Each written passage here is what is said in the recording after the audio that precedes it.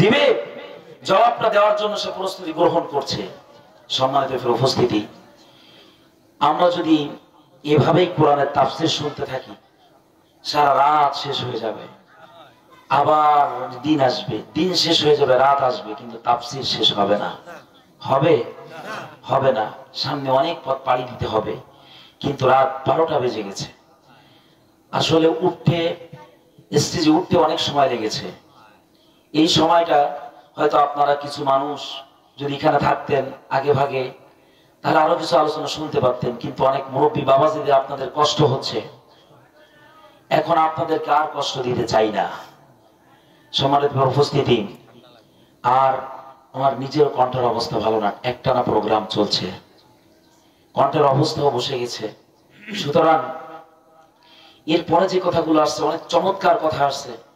আল্লাহ সুবহানাহু ওয়া তাআলা এই কোরআনের দাওয়াতগুলো জমিনে দিতে গেলে, এই কোরআন এই জমিনে প্রতিষ্ঠিত করতে গেলে কি কি পদক্ষেপ জালেমদের পক্ষ থেকে আমাদের উপর আসবে, কোন কোন কাজগুলো করলে, কোন কোন উপায়ে আমরা যদি ধৈর্য ধারণ করতে পারি, তা কোন একটা সময় কোরআনের রাজ এই জমিনে কায়েম হয়ে যাবে। বলেন আল্লাহু আকবার।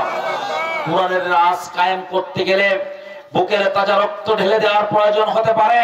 ও যুবক বৈরামপুরবাসী, আপনাদেরকে বলতে চাই, আরেকটা বার আমি শেষ স্লোগান শুনতে চাই। কোরআন প্রতিষ্ঠিত করতে যে বুকের তাজা রক্ত ঢেলে দেওয়ার ডাক যদি কখনো এসে যায়, রাজি আছি যারা যারা দুই হাত উঁচু করে তাকবীর দি, তারা তারা বলেন আল্লাহু আকবার। নারায়ে তাকবীর, নারায়ে তাকবীর।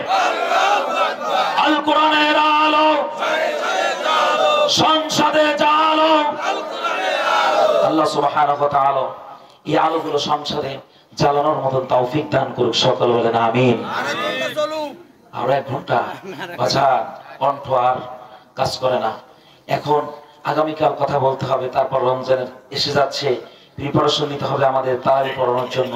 এই কারণে আর আপনাদেরকে কষ্ট দিতে চাই না, আর আপনারাও আমাকে আর কষ্ট দিয়েন না। তবে 5টা পুরস্কার নিয়ে আজকে বাড়িতে যেতে হবে, মনে আছে? এই 5টা পুরস্কার সংক্ষিপ্ত আমি বলে দিচ্ছি, একেবারে সংক্ষিপ্ত ভাবে বলে দিচ্ছি।